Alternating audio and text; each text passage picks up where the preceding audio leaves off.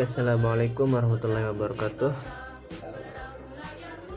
Di sini saya akan membuat tugas video yang diberikan oleh dosen Pak Muhammad Yakub MEI, yang dimana saya kuliah di Universitas Nahdlatul Ulama yang sekarang ini berada di semester 3.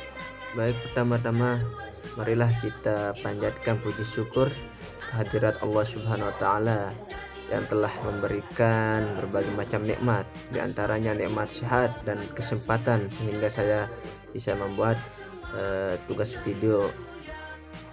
Kedua kalinya tak lupa kita hantarkan selawat berserta salam atas junjungan alam Nabi besar Muhammad SAW, yang dimana berkat perjuangan, berkat tekad Rasulullah SAW sehingga kita bisa menikmati udara segar, yaitu Islam, adinul Islam ya. Baik, langsung saja ya, saya akan menjelaskan beberapa materi tentang distribusi harta dalam Islam, yang dimana ada pembahasan tentang hibah, zakat, wakaf, dan hadiah. Baik, langsung saja ya, saya akan menjelaskan. Yang pertama, rumusan masalahnya menjelaskan tentang hibah, kemudian menjelaskan tentang hadiah, kemudian tentang wakaf, kemudian menjelaskan tentang tujuan mengetahui tentang hibah, tujuan mengetahui tentang hadiah, dan tujuan mengetahui tentang wakaf. Jadi yang pertama, pengertian hibah adalah akad pemberian harta milik seseorang kepada orang lain di waktu ia hidup tanpa adanya imbalan sebagai tanda kasih sayang, yang dimana Allah berfirman yang artinya dan memberikan harta yang dicintainya kepada kerabatnya, anak-anak yatim, orang-orang miskin, musafir yang memerlukan pertolongan, dan orang-orang yang meminta memerdekakan hamba saya. Quran surat Al-Baqarah ayat 177. Di sini menjelaskan memberikan sesuatu kepada orang lain asal barang atau harta itu halal termasuk perbuatan terpuji dan mendapat pahala dari Allah Subhanahu wa taala. Untuk itu hibah hukumnya mubah, boleh. Sungguhnya Nabi Muhammad SAW telah bersabda, barang siapa yang diberi oleh saudaranya kebaikan dengan tidak berlebih-lebihan dan tidak ia minta, hendaklah diterima, jangan ditolak. Sungguhnya yang demikian itu memberikan yang diberikan Allah kepadanya. Hadis riwayat Ahmad. Kemudian materi selanjutnya tentang hibah ya. Hibah adalah pemberian harta dari seseorang kepada orang lain, sedangkan alih pemilikan untuk dimanfaatkan sesuai kegunaannya dan langsung pindah pemiliknya saat akad hibah dinyatakan. Jadi hibah itu adalah pemberian seseorang kepada orang lain dengan alih pemilikan untuk dimanfaatkan sesuai kegunaannya dan langsung pindah pemilik ikatnya saat ada akad hibah dinyatakan oleh sang pemilik. Kemudian rukun dan syarat hibah. Yang pertama itu pemberi hibah atau wahib. Syarat-syaratnya pemberi hibah atau wahib adalah yang pertama, dia sudah balik atau berakal, dilakukan atas dasar kemauan sendiri, yang dimana dibenarkan melalui tindakan hukum, dan orang yang berhak memiliki barang dan orang yang berhak memiliki barang tersebut. Yang kedua, penerima hibah atau mahwub lahu. Syarat-syarat penerima hibah atau mahwub lahu diantaranya, yang pertama, hendaknya penerima hibah itu terbukti adanya pada waktu dilakukan hibah. Apabila tidak ada secara nyata atau hanya atas dasar perkiraan, berpikir seperti janin yang masih dalam kandungan ibunya, maka ia tidak sah dilakukan hibah kepadanya.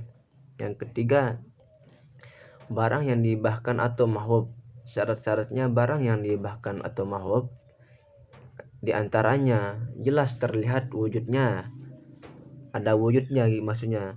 Kemudian barang yang dihibahkan memiliki nilai atau harga, betul-betul milik pemberi hibah dan dapat dipindahkan status kepemilikannya dari tangan si pemberi hibah kepada penerima hibah tersebut. Yang keempat, akad atau ijab dan qabul. Misalnya penerima menyatakan, saya hibahkan atau kuberikan tanah ini kepadamu. Si penerima menjawab, ya saya terima pemberian saudara. Nah, itulah yang dinamakan akad, ijab dan kabul. Ya, kemudian materi selanjutnya tentang macam-macam hibah, yang dimana hibah dapat digolongkan menjadi dua macam, yaitu yang pertama, hibah barang adalah memberikan harta atau barang kepada pihak lain yang mencangkup materi dan nilai manfaat harta atau barang tersebut, yang pemberiannya tanpa ada tendensi atau harapan apapun. Misalnya menghibahkan rumah, sepeda, motor, baju, dan sebagainya. Yang kedua, manfaat hibah. Jadi manfaat hibah itu yaitu memberikan harta kepada orang lain agar dimanfaatkan harta tersebut atau barang tersebut yang dihibahkan itu. Namun materi harta atau barang itu tetap menjadi milik pemberi hibah tersebut. Dengan kata lain, dalam hibah manfaat itu si penerima hibahnya hanya memiliki hak guna atau hak pakai saja. Manfaat hibah terdiri dari hibah berwaktu atau hibah muajalah dan hibah seumur hidup atau al-amri. Hibah muajalah dapat juga dikategorikan pinjaman atau ariyah karena setelah lewat jangka waktu tertentu, barang yang dihibahkan manfaatnya harus dikembalikan. Mencabut hibah. Terkait mencabut hibah ini, jumhur ulama berpendapat bahwa mencabut hibah itu hukumnya haram kecuali hibah orang tua terhadap anaknya, sesuai dengan sabda Rasulullah SAW, la yahillu lirajuli muslim ayyu'ti atiyata yahabahiyatam fayarji'u fiha illal awali bima yu'ti liwaladihi, yang dimana artinya tidak halal seorang muslim memberikan suatu barang kemudian ia tarik kembali kecuali seorang bapak kepada anaknya. Ini hadis riwayat Abu Dawud.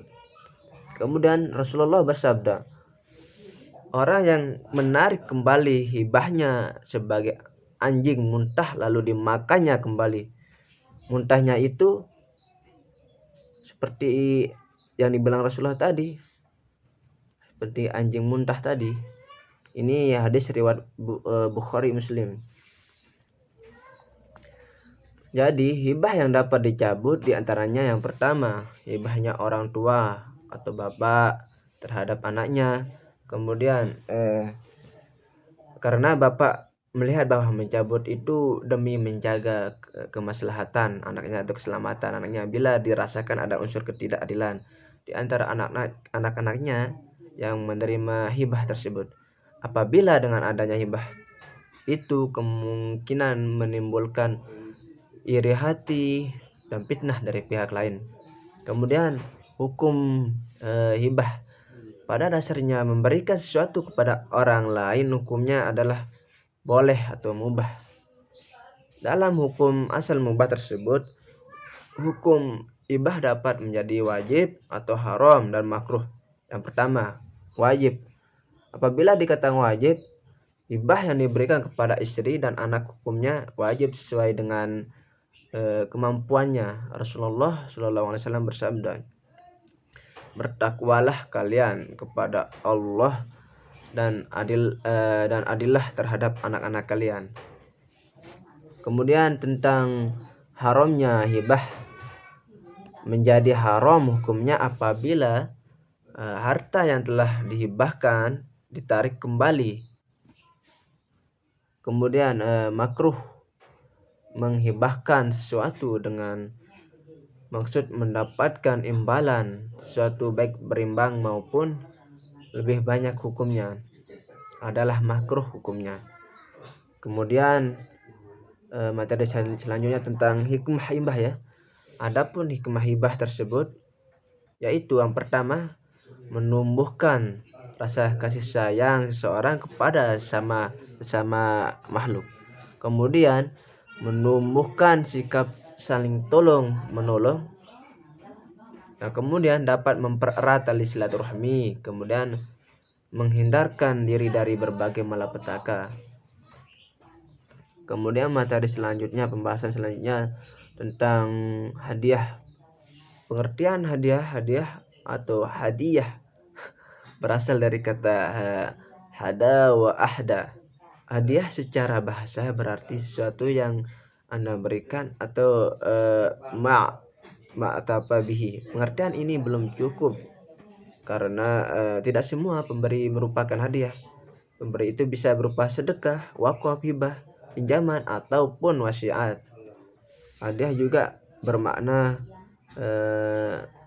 bigor iwadi sulatan wa taqarrubun wa ikrama, pemberian sesuatu tanpa kompensasi karena adanya hubungan untuk menjalin kedekatan dan sebagai bentuk penghormatan. Hadiah adalah pemberian sesuatu kepada seseorang dengan maksud untuk memuliakan atau memberikan penghargaan. Rasulullah SAW menganjurkan kepada umatnya agar memberikan hadiah karena yang demikian itu dapat menumbuhkan kecintaan dan saling menghormati antara umat Rasulullah SAW. Rasulullah SAW bersabda yang artinya, hendaklah kalian memberikan hadiah, niscaya kalian akan saling menyayangi. Kemudian syarat-syarat dan rukun hadiah. Orang yang memberikan hadiah itu sehat akalnya dan tidak di bawah perwalian orang lain atau orang gila, anak-anak, dan orang yang sehat jiwanya seperti pemboros, tidak sah sedekah dan hadiahnya. Penerima haruslah orang yang benar-benar memerlukan karena keadaannya yang terlantar. Dan kemudian penerima sedekah atau hadiah haruslah orang yang berhak memiliki. Jadi sedekah atau hadiah kepada anak yang masih dalam kandungan tidak sah. Dan kemudian barang yang disedekahkan atau dihadiahkan harus bermanfaat bagi penerimanya. Kemudian rukun sedekah dan hadiah. Yang pertama, orang yang memberi, syaratnya orang yang memberi, orang yang memiliki benda itu dan yang berhak mentasyaruhkannya. Nah, kemudian orang yang diberi syaratnya orang yang berhak memiliki. Kemudian ijab dan kabul. Kemudian barang yang diberikan, syaratnya barang yang diberikan atau barang yang dapat dijual. Kemudian mengenai hukum memberi hadiah, hukumnya itu sunnah. Abu Hurairah berkata, Nabi SAW bersabda, tahadau tahabbu, saling memberi hadiahlah kalian, niscaya kalian saling mencintai. Hadis riwayat Al-Bukhari, Al-Baihaqi, dan Abu Ya'la. Bahkan Nabi SAW mendorong untuk memberi hadiah meski nilainya secara nominal kecil. Ya nisa al muslimati la takhkirana jaratan li jaratiha walau firsina syaiti, yang artinya, hai para muslimah, janganlah seorang wanita merasa hina atau memberi hadiah kepada wanita tetangganya meski hanya tungkai atau kuku kambing. Kemudian materi tentang wakaf.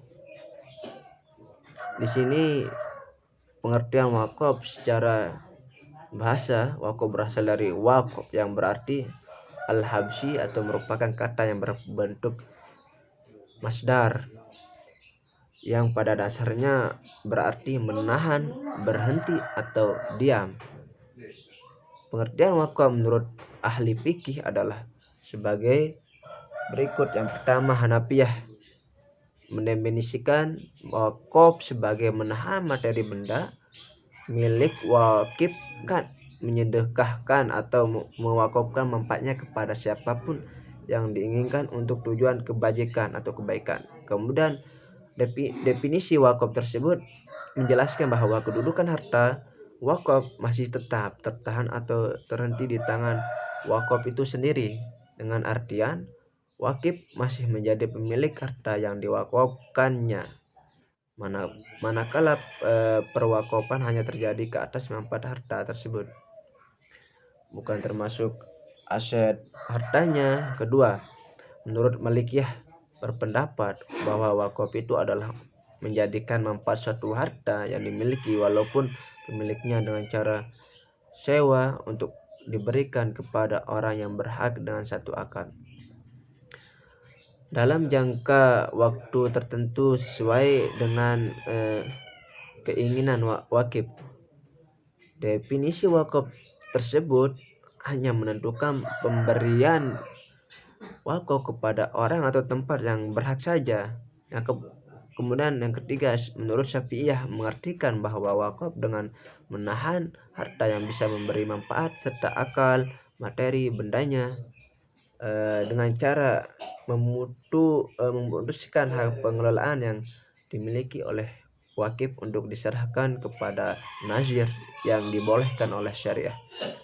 Golongan ini mensyaratkan harta yang diwakafkan harus harta yang kekal, materi, kemudian bendanya dengan artian harta yang tidak mudah rusak atau musnah, serta dapat diambil manfaatnya secara terus menerus.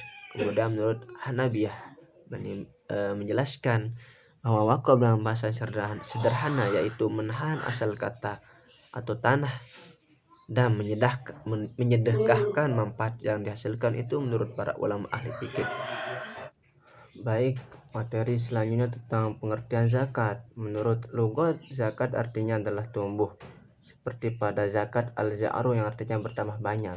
Sedangkan menurut istilah, zakat adalah sebagian harta yang diwajibkan oleh Allah Subhanahu wa taala untuk diberikan kepada orang yang berhak menerimanya, bagaimana yang telah dinyatakan dalam Al-Qur'an, dan juga boleh diartikan dengan kadar tertentu atas harta tertentu yang diberikan kepada orang-orang tertentu dengan lafaz zakat yang digunakan terhadap bagian tertentu yang dikeluarkan dari orang yang telah dikenai kewajiban untuk mengeluarkan zakat. Hukum mengeluarkan zakat. Zakat merupakan rukun ketiga dari 5 rukun Islam dan juga termasuk satu panji Islam yang penegakannya tidak boleh diabaikan oleh siapapun juga. Zakat diperdukan di Madinah pada bulan Syawal tahun kedua Hijrah setelah umat Islam diwajibkan berpuasa Ramadan. Kemudian syarat, rukun dan hikmah zakat mempunyai beberapa syarat wajib dan syarat sah. Menurut jumhur ulama, syarat wajib zakat terdiri dari Islam, merdeka, balik, berakal. Kemudian harta yang dikeluarkan adalah harta yang wajib yang dizakati. Harta yang memiliki kriteria ini ada 5 jenis antara lain. Yang pertama, uang, emas, perak, baik berbentuk uang logam maupun uang kertas. Kedua, barang tambang dan barang temuan. Kemudian ketiga, barang dagangan, hasil tanaman dan buah-buahan, binatang ternak. Menurut jumhur ulama yang merumput sendiri atau menurut Imam Maliki, binatang yang diberi makan. Kemudian kelima, harta yang dizakati telah mencapai nisab atau senilai dengannya. Kemudian harta yang dizakati adalah milik penuh kepemilikan harta yang telah mencapai haul atau setahun. Kemudian harta tersebut bukan termasuk harta hasil hutang. Kemudian harta yang akan dizakati melebihi kebutuhan pokok, dan di antara syarat-syarat sah melaksanakan zakat tersebut, syarat-syarat sah Pelaksanaan zakat terdiri atas yang pertama niat memindahkan kepemilikan atau tamlik kepada penerimanya.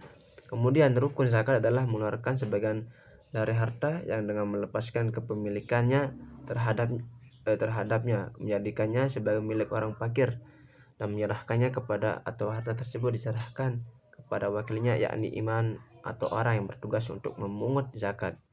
Jadi kesimpulan dari materi yang saya jelaskan ini, yang pertama, hibah adalah akad pemberian harta milik seseorang kepada orang lain di waktu ia hidup tanpa adanya imbalan sebagai tanda kasih sayang. Kemudian hadiah adalah pemberian sesuatu kepada seseorang dan maksud untuk memuliakan atau memberi penghargaan. Rasulullah menganjurkan kepada umatnya agar saling memberikan hadiah, karena yang demikian itu menumbuhkan rasa kecintaan dan saling menghormati antara umat. Rasulullah bersabda, yang artinya hendaklah kalian saling memberikan hadiah, niscaya kalian akan saling menyayangi. Kemudian wakaf secara bahasa berasal dari waq yang berarti al-habsi, merupakan kata yang berbentuk masdar yang dasarnya berarti menahan, berhenti atau diam. Kemudian zakat adalah sebagian harta yang telah diwajibkan oleh Allah untuk diberikan kepada orang yang berhak menerima zakat, yang dinyatakan dalam Al-Quran atau juga boleh diartikan kadar tertentu atas harta tertentu yang diberikan kepada orang-orang tertentu dengan lafaz zakat, yang juga digunakan terhadap bagian tertentu yang dikeluarkan dari orang-orang yang dikenai kewajiban untuk mengeluarkan zakat. Mungkin cuman itu yang bisa saya sampaikan mengenai distribusi harta dalam Islam. Mohon maaf jikalau ada salah kata, itu datangnya dari pribadi saya sendiri. Kalau ada kata-kata yang lebih, itu datangnya dari Allah Subhanahu wa taala. Wallahul muwaffiq ila aqwamit thoriq. Wassalamualaikum warahmatullahi wabarakatuh.